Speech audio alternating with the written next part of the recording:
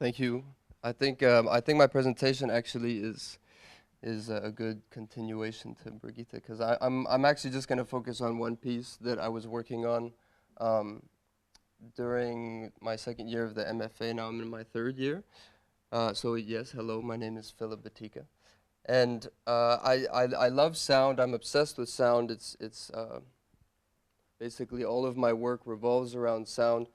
And I question its role in the visual arts. That's kind of the questioning that I approached um, into the MFA program. I was really going in with the ideas of the questions of how sound is used in the visual arts, and often finding that there was a certain view of this sense of contamination that certain measures need to be taken in order to contain sound, in order to bring it into a specific space so that it doesn't contaminate other work. So I was questioning what just that sort of vocabulary, contaminant, and this sort of like bacterial idea. Um, so I love sound. I also love to pick up trash, like people, things that people throw away. I love to pick them up, and well, not everything, obviously, but things that I find usually beautiful or some sort of aesthetic value. And for me, it's linked to this concept of Tadeusz Kantor, a Polish playwright, who talks about the poor object, the object that was once disregarded or thrown out, and then reanimating it through theater. So he would use these poor objects and bring life into them on the set. So I fill my apartment, I fill my life with all these objects, and for me, they bring me a sort of aesthetic quality, but sometimes they make their way into different parts of my life, and I find that animating them through either putting it on the wall or just an aesthetic quality to my life, it brings it back to life. So there's like a poetic quality to like reappropriating or reusing or reanimating objects, which leads to the piece called Halo. It started off with trash. I found it's an old vintage salon hair dryer, and this image is funny because it's kind of like this sign of like recycle me. So I was on my way home and I saw this chair in the trash, and I was like, oh wow, it's something about the displacement of not being in a salon. I immediately saw the potential for a sound helmet. So I picked it up, brought it home, lived with it for a while, started taking it apart, understanding like what it worked. I immediately saw that it was too shallow to put any sort of significant speaker on the inside. But while taking it apart and thinking about the construction of the dome and using sound, I was doing research in helmets and domes and virtual reality, and I came across ambisonic. So I bought another chair actually with a different construction in order to have more depth in the actual dome. But so I started to research ambisonics, which is, for those of you who don't know, it's a encoding and decoding technology that takes 4 mono inputs in a quadraphonic microphone and gives usually what's called an A format that is encoded into B format, which B format is used to give you the W, X, Y, Z axes of a sphere. And so the potential of this ambisonic technology is to be able to direct sound three-dimensionally with a minimum of 4 speakers, which is first order ambisonic. And then you multiply however many times to get into different orders of ambisonic.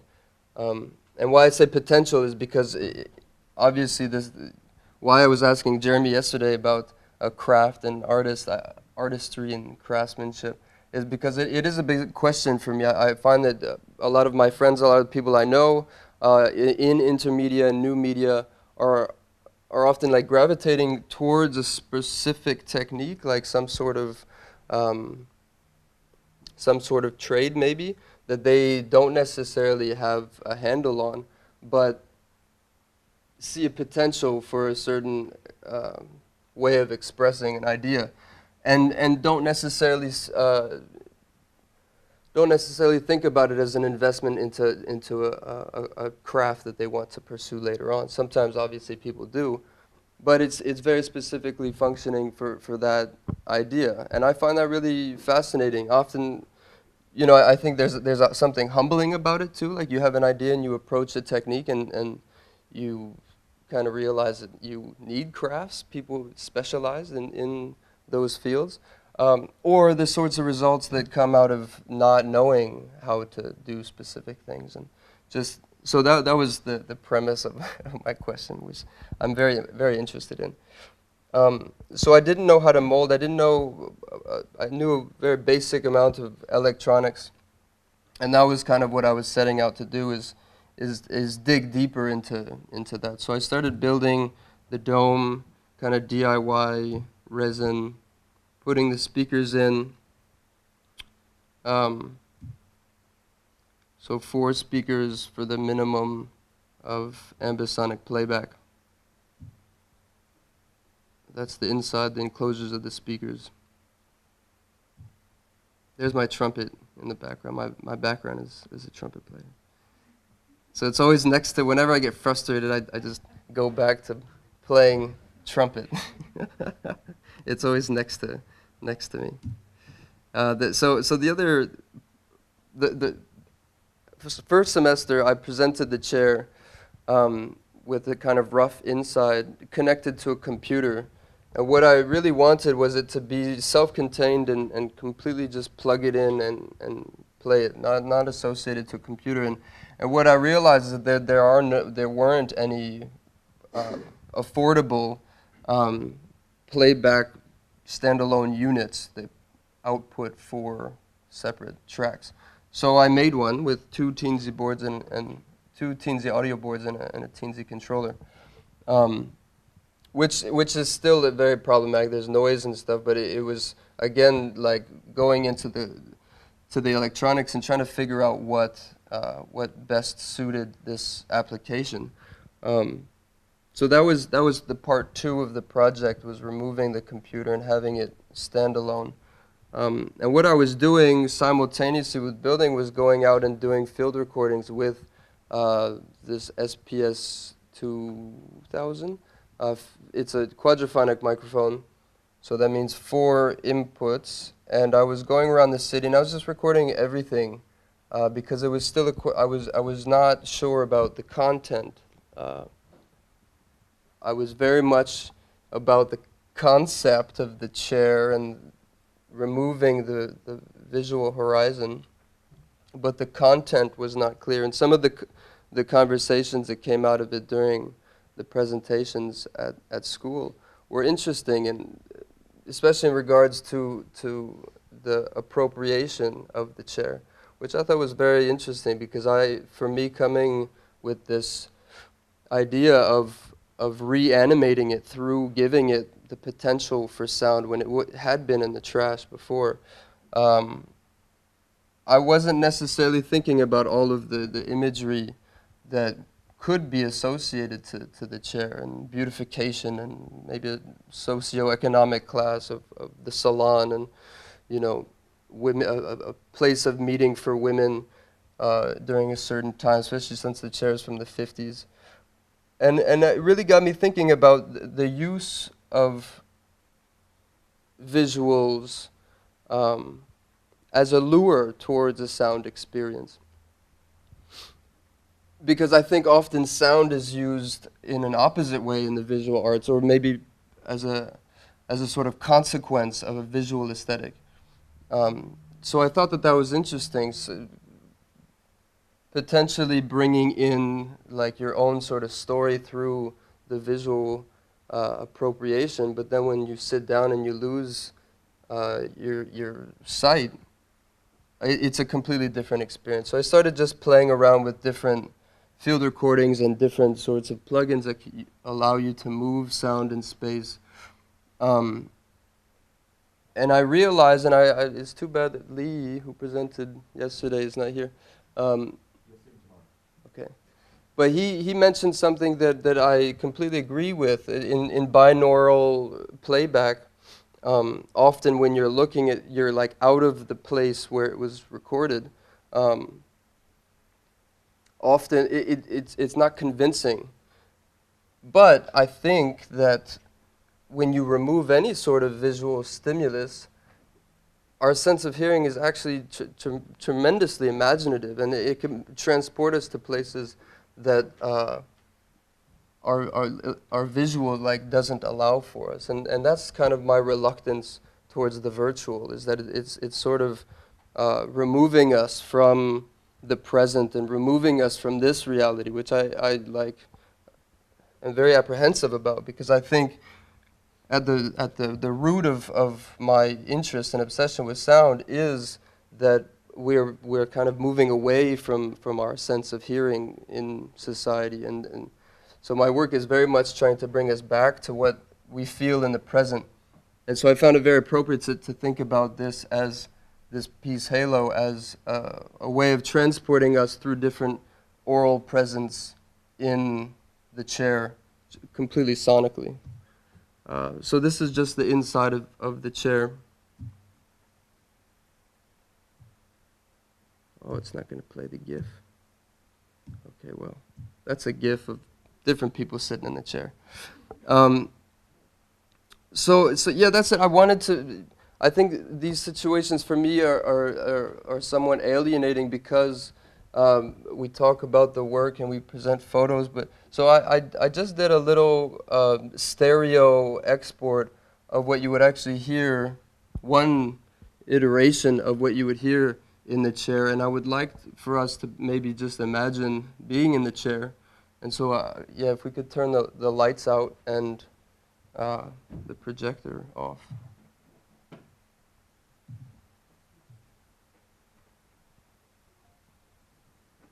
So it's about 5 minutes.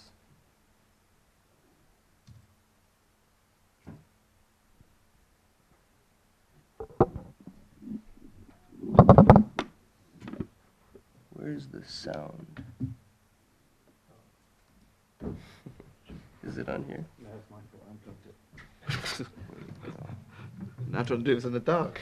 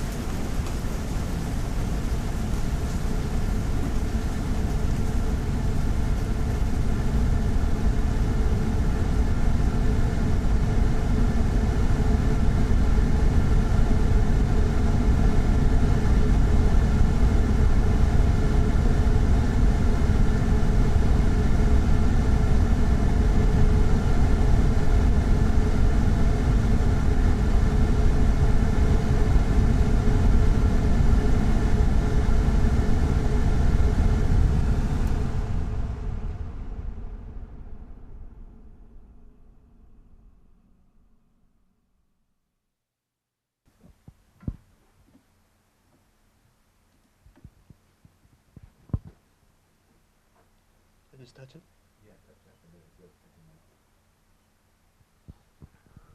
So I'm still working on the content and also a second version of the playback system. But it's funny, actually Francisco was asking me, like, one of the first times I presented it was, where's the music? Or he kind of wanted more music.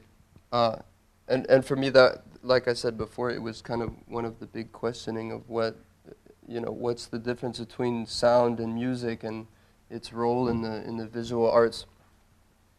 So I'm still toying around with that and questioning what is music, but hopefully it inspires to be listening to the world around us.